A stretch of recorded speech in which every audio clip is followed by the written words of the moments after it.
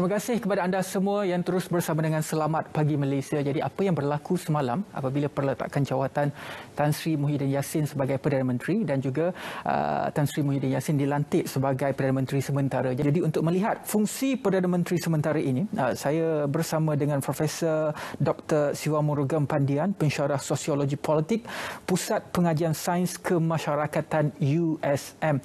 Jadi Prof, apa khabar? Ya. Sihat. Okey, Prof. Jadi Prof, dalam 2 tahun ini banyak term yang kita dengar apabila berlakunya peletakan jawatan Tan Sri Muhyiddin Yassin semalam. Selepas itu, Tan Sri Muhyiddin Yassin dilantik menjadi Perdana Menteri caretaker ataupun Perdana Menteri sementara. Tahun lepas, berlaku juga sedikit pergolakan politik di Malaysia.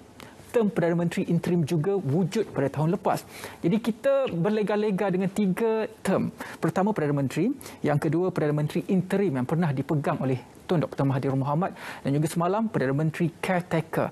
Jadi Prof, menurut pandangan Prof sendiri, beza antara ketiga-tiga term ini dari segi lunas perundangan dan juga apakah yang berlaku semalam ini boleh dijadikan salah satu orang kata titik kepada perkembangan politik yang lebih matang di Malaysia selepas ini?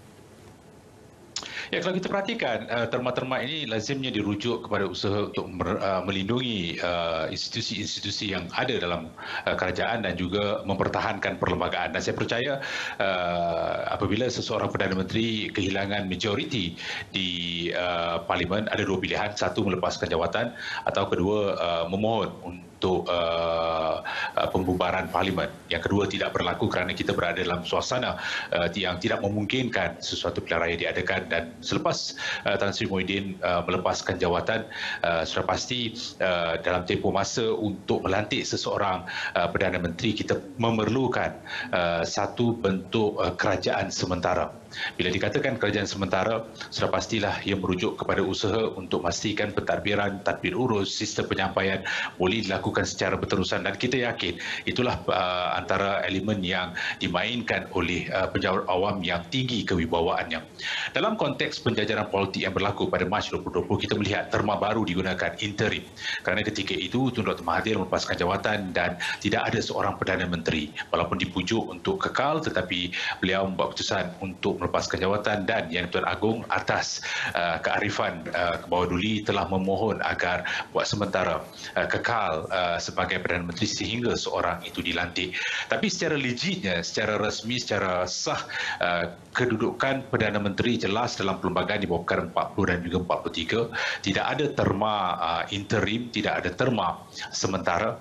Itu hanya wujud ketika keadaan terdesak untuk mencari seorang Perdana Menteri yang bersifat sementara. Jadi bagi saya, terma yang betul-betul perlu digunakan adalah pelantikan seorang Perdana Menteri yang sah sebagaimana wujud dalam perlembagaan di bawah perkara 40 dan 43. Terma interim dan juga yang sementara ini adalah sekadar digunakan ketika keadaan memerlukan, keadaan melihat kita masih mahu memastikan adanya seorang Perdana Menteri untuk mentadbir urus, membuat keputusan dalam beberapa perkara yang penting, soal keselamatan, kesihatan, ekonomi, tetapi tidak ada kuasa untuk meluluskan perbelanjaan dan sebagainya. Jadi itulah keadaan yang sedang kita lalui hari ini. Dalam konteks apa yang berlaku semalam, tiada jemaah menteri dibentuk sehingga Perdana Menteri baru dilantik. Itu menurut apa yang telah pun diberitakan. Tetapi menurut daripada apa yang telah pun diberitakan juga, Perdana Menteri Tan Sri Muhyiddin Yassin, Perdana Menteri sementara, boleh memohon untuk membentuk jemaah menteri sementara yang bersifat lebih kecil untuk melancarkan pentadbiran di bawah kerajaan sementara ini. Soalan saya, adakah pentadbiran kerajaan sementara ini boleh berjalan dengan lancar jika jemaah menteri itu tiada jemaah menteri ataupun jemaah menteri yang bakal dilantik dalam kerajaan sementara ini bersifat lebih kecil berbanding dengan kerajaan sebelum ini, kerajaan yang sah sebelum ini? Dan kita pernah melihat kepada Mac 2020 apabila ketiadaan Perdana Menteri, ketiadaan kabinet, penjawat awam telah menjalankan tanggungjawab dengan cukup cemerlang, baik memastikan sistem penyampaian tidak tergugat, menyalurkan apa sahaja bantuan, menterjemahkan dasar polisi kepada kumpulan sasar, dan itu telah melihat bagaimana tanpa adanya ahli-ahli politik, kerajaan masih boleh berfungsi di bawah penjawat awam.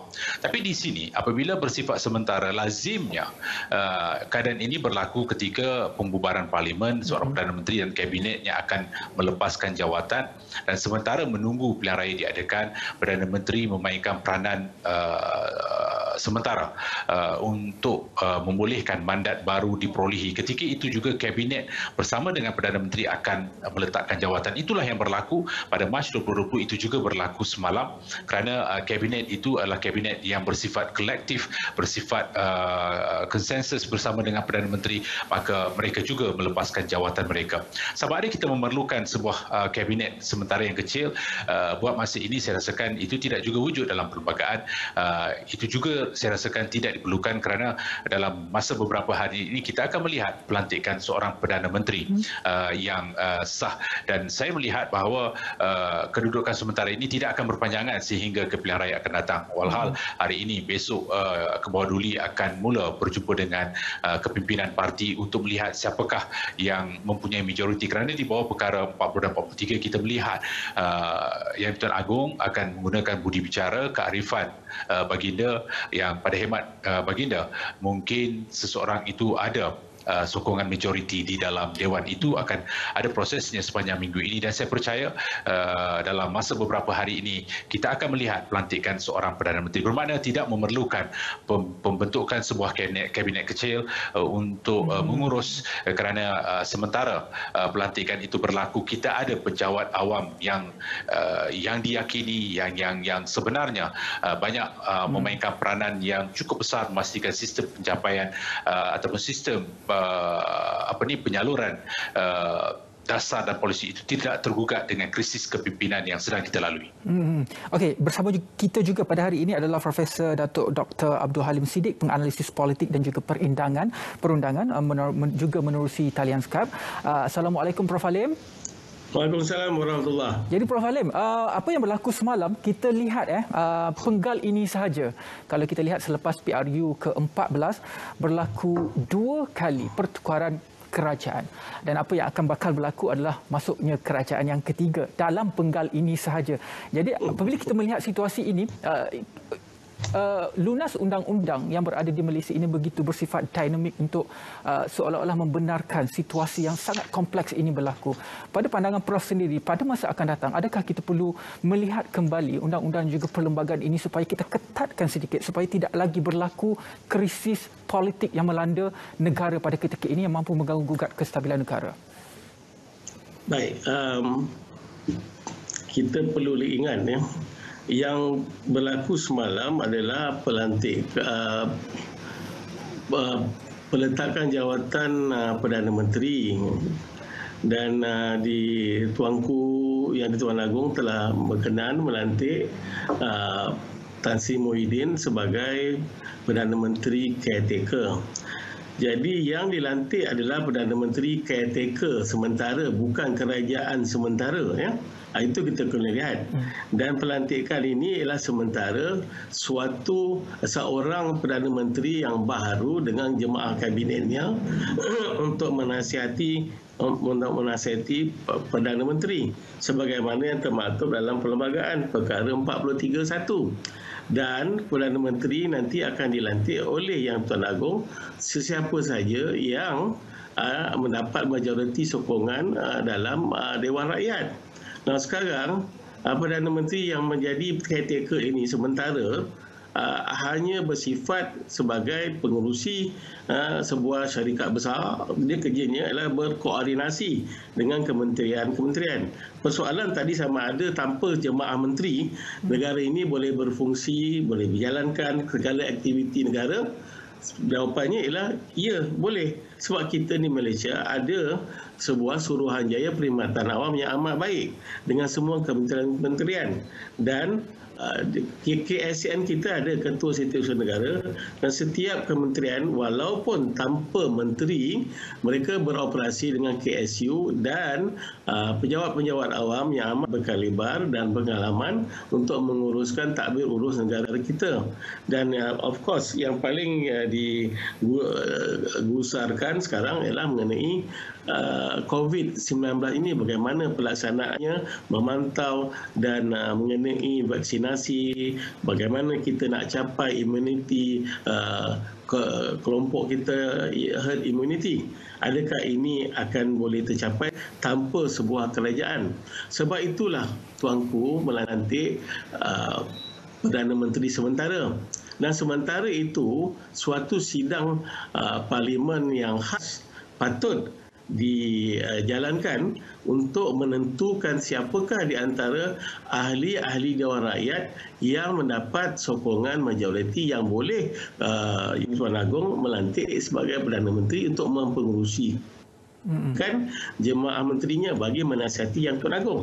Ini akan berlaku. Tetapi sementara itu, bagaimana tadbir urus negara ini dijalankan adalah kita perlukan seorang ketua untuk menjadi koordinator kepada pentadbiran negara kita. Sebab itu dilantik Tan Sri Muhyiddin sebagai Perdana Menteri caretaker atau Perdana Menteri sementara. Kita perlu ingat konsep Perdana Menteri interim, Perdana Menteri caretaker ni macam Prof. Siva cakap tadi, biasanya caretaker Perdana Menteri ini berlaku pending general election, telah dibubarkan parlimen, nak menghadap pilihan raya, barulah ada caretaker government yang diketuai oleh Perdana Menteri yang telah letak jawatan. Tapi kita mula guna terma interim ini zaman Tun Mahathir ketika itu 22 bulan menjadi Perdana Menteri. Jadi tapi kita kena ingat semasa itu Tun Mahathir meletak jawatan, bukan oleh sebab tidak ada sokongan majoriti dan sebagainya. Tapi dalam keadaan sekarang kita lihat Tan Sri Muhyiddin meletak jawatan oleh sebab beliau kata beliau telah hilang kepercayaan majoriti. Jadi ini sedikit perbezaan antara ketika Tun Mahathir ketika itu dengan Tan Sri Muhyiddin. Walau bagaimanapun, kesannya sekarang kita tidak ada sebuah kerajaan dan sedang mencari seorang yang layak menjadi Perdana Menteri untuk menerangi kerajaan yang baharu nanti. Barulah semuanya boleh luluskan, termasuklah bajet yang paling penting sekali, bajet untuk mengurus tadbir negara kita. Jadi tidakkah akan ada risiko jika pemain politik ini, Perdana Menteri baru dilantik ini berdasarkan kepada pemain politik yang sedia ada ini, kerana tekanan daripada masyarakat itu sendiri sudah pun merasai hampir kesemua parti di Malaysia ini memerintah di Malaysia. Jadi apakah pandangan anda? Adakah kita perlu reset button untuk membentuk kerajaan baru yang segalanya perlu segar, ataupun kita hanya perlu menggunakan kembali apa yang kita ada dan kita mungkin berkemungkinan untuk menerima risiko tekanan daripada masyarakat terhadap ahli politik yang sedia ada pada ketika ini? Mungkin Prof. Siva boleh jawab dulu. Pada saya inilah demokrasi. Inilah demokrasi yang sebenarnya. Sebab di Malaysia ni kita dah biasa satu parti memerintah sampai 60 tahun dan sebagainya ya. Jadi kita tak biasa melihat perubahan kerajaan dan sebagainya. Jadi sekarang demokrasi ialah memberikan hak kepada rakyat menyuarakan apa yang mereka tidak suka, apa yang mereka suka melalui wakil mereka di parlimen. Jadi sebab ini yang berlaku di Malaysia baru-baru ini. Ahli-ahli parlimen, ahli Dewan Rakyat melahirkan rasa mereka tidak puas hati dengan pentadbiran ketika itu bawah Tan Sri Muhyiddin dan mereka hilang kepercayaan kepada dia. Walaupun tidak ada undi kepercayaan, tapi berbagai statutory declaration dan sebagainya telah sampai kepada Perdana Menteri dan juga kepada Yang Tuan Agong. Jadi maka turunlah Perdana Menteri yang merasakan dia telah hilang kepercayaan majoriti itu. Ini adalah suatu amalan demokrasi yang pada saya amat sihat. Cuma yang dikhawatiri bahawa kerajaan ini akan menggugat kita punya ekonomi negara kita dan pembangunan negara, sebab asyik berpolitik, bertukar-tukar kerajaan, bertukar-tukar Perdana Menteri saja. Sampai bilakah kita nak stabil? Jadi jawapannya sebenarnya yang sebenar-benarnya ialah melalui pilihan raya umum, bahawa rakyat akan bersuara memilih pemimpin yang mereka benar-benar suka supaya negara kita ni stabil, dapat muafakat, bersetuju mencari kerajaan yang betul-betul disukai oleh rakyat dan kerajaan boleh berjalan dengan baik. Selagi itu tidak berjalan, selagi itulah akan ada turun naik macam air pasang, air surut. Tapi mengikut titah tuanku, keadaan sekarang menurut Kementerian Kesihatan tidak sesuai kerana tahap kita 79% kawasan Dewan Undangan Negeri sekarang ini ke zon merah. Jadi tidak sesuai melakukan pilihan raya umum. Kalau sebenarnya patut ada pilihan raya umum sebab kerajaan dah tak ada. Tapi tidak sesuai. Memandangkan keadaan itu, maka elakkan berpanjangan ke mulut politik ni, kena semua ahli-ahli Parlimen Dewan Rakyat kena bersetuju mencari seorang pemimpin untuk menjadi Perdana Menteri dan mempengurusikan jemaah menteri supaya negara ni boleh tadbir dengan baik. Dan keuangan, kesihatan, keselamatan rakyat mesti didahulukan. Ini yang sepatutnya berlaku. Dan tulang belakang untuk pentadbiran negara ini adalah perkhidmatan awam. Seperti mana yang Prof Siva cakapkan tadi, tanpa perkhidmatan awam ini, mungkin perkhidmatan negara tidak akan berjalan secara lancar. Jadi kalau kita lihat kenyataan media oleh Tan Sri Datuk Sri Muhammad Zulkifli Aziz, Ketua Setiausaha Negara, mengenai tekad perkhidmatan awam yang mendukung konsep neutrality dan government of the law yang berlandaskan konsep rule of the law. Jadi soalan saya kepada Prof Siva, kenapa konsep ini perlu dipegang oleh penjawat awam dan juga perlu memisahkan antara pendirian politik mereka ketika mereka berkhidmat kepada negara, walaupun sesiapa sahaja yang memerintah pada ketika itu?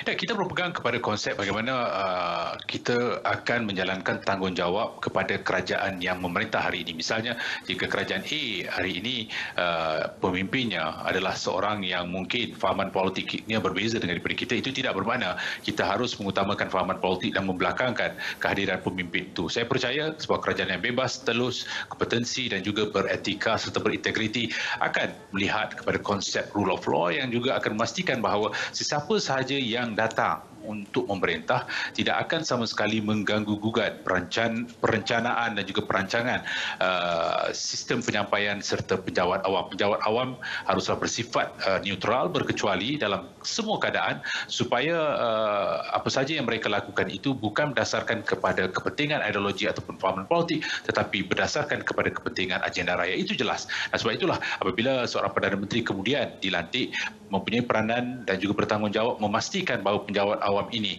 adalah penjawat awam yang akan terus akur dengan apa yang telah dipersetujui, akur janji yang telah diberikan, itu akan memberikan satu cerminan kepada tanggungjawab, peranan, fungsi serta memberikan maksud dan makna kepada tanggungjawab mereka. Dan saya rasakan di sinilah penjawat awam akan mainkan peranan secara berterusan. Kita lihat ia tidak akan menggugat sama sekali krisis yang sedang berlaku. Ia adalah satu urusan yang melihat pengagihan yang jelas di antara eksekutif, perundangan dan juga kehakiman. Malahan kalau kita perhatikan, penjawat awam kita ini merupakan mereka yang amat bertanggungjawab, yang telah memainkan peranan yang cukup besar, tidak pernah menampakkan usaha untuk meruntuhkan sebuah kerajaan dari dalam, walaupun wujud pelbagai kritikan dan juga kritikan ke atas mereka, tetapi mereka terus memastikan bahawa perencanaan ke atas pelasasar itu tidak tersasar. Dan saya rasa di situlah menampakkan kematangan kita dalam proses pendemokrasian. Itu juga menampakkan usaha kita memastikan sedang melangkah transisi ke arah politik berhemah bermoral. Kita juga ada satu sistem yang ampuh, iaitu penjawat awam yang terus kita hormati. Jadi soalan saya terakhir kepada Prof Halim, sekarang kita dalam situasi menguruskan pandemik COVID-19 dan matlamat kita adalah program imunisasi COVID-19 kebangsaan untuk kita mencapai imuniti kelompok. Kerana pentingnya imuniti kelompok ini, kita boleh membaiki semula keadaan sosial dan juga ekonomi. Itu yang paling penting. Tetapi jika kestabilan politik masih lagi tidak boleh dicapai, ia boleh mengganggu gugat minat pelabur asing untuk datang ke Malaysia. Pandangan Prof mengenai perkara ini? Ya, ini dua perkara yang utama yang sedang kita kerajaan untuk cuba menangani. Sama krisis pandemik COVID-19 ini, iaitu kesihatan rakyat dan keselamatan rakyat, dan kedua pemulihan ekonomi kita. Kerana rakyat tidak sihat, rakyat ramai hilang kerja, perniagaan menjadikan rakyat pun amat gusar dan ekonomi kita pun tergugat sebab banyak perniagaan yang besar-besar pun dah banyak tutup. Jadi sekarang tugas utama kita ialah memulihkan keadaan kesihatan yang boleh memulihkan keselamatan kita. Apabila rakyat telah sihat, negara pun sihat, selamat untuk rakyat untuk menjalankan balik kehidupan seperti semula, maka pelabur asing boleh datang untuk melabur, sebab pelabur asing pun takut untuk datang di negara kita yang tidak sihat. Mereka boleh dapat COVID-19. Di samping itu, negara yang tidak stabil dari segi kerajaan ini akan juga menyebabkan pelabur-pelabur asing lari daripada negara kita. Dan negara yang tidak stabil, tidak ada pelabur yang akan duduk sini. Yang ada pun akan lari. Oleh sebab itu, kita serulah kepada semua ahli-ahli politik kita, ahli Dewan Rakyat kita, kena bersatu hati, berpakat demi negara kita dan keselamatan dan kesihatan dan ekonomi kita. Untuk memulihkan keadaan kita, mereka semua bekerjasama. Mestilah bekerjasama. Jadi dalam sidang parlimen yang akan diadakan tidak lama lagi, sidang khas untuk melantik seorang Perdana Menteri nanti yang mendapat kepercayaan majoriti, mereka kena bersatu hati, jangan lagi berpecah belah. Setelah seorang dilantik dan Tuanku Besar Agong melantik menjadi Perdana Menteri, mereka kena beri sokongan yang padu. Dan ini mestilah berjalan sehingga kita betul-betul dapat pulihkan negara ini dan pulihkan keselamatan, kesihatan dan negara kita. Lepas itu, bila dah selamat, dah boleh sesuai lakukan pilihan raya umum, maka masa itu barulah mereka berpolitik sepolitik-politiknya. Sekarang ini politik-politik itu ketepikan dan kita kena berpakat melantik seorang pemimpin. Pemimpin ini tidaklah disenangi oleh semua. Itu pandangan saya lah. Prof Siva, mungkin pandangan terakhir Prof Siva mengenai pengurusan pandemik COVID-19 di Malaysia, terutamanya PICK. Dalam masa yang sama juga, kita perlu menguruskan kestabilan politik Malaysia hari ini. Bagi saya yang harus diutamakan sekarang adalah agenda rakyat dan bukannya agenda politik. Biarlah orang politik terus berpolitik dengan agenda mereka, tapi agenda rakyat yang tertumpu kepada vaksinasi, soal kesihatan, soal pemulihan ekonomi di bawah plan pemulihan ekonomi itu harus diteruskan. Kita telah melihat perancangan yang begitu memberangsangkan, terutama di sistem penyampaian dan juga mencapai beberapa sasaran yang telah ditetapkan. Dan saya percaya bahawa apa saja perubahan yang bakal berlaku itu harus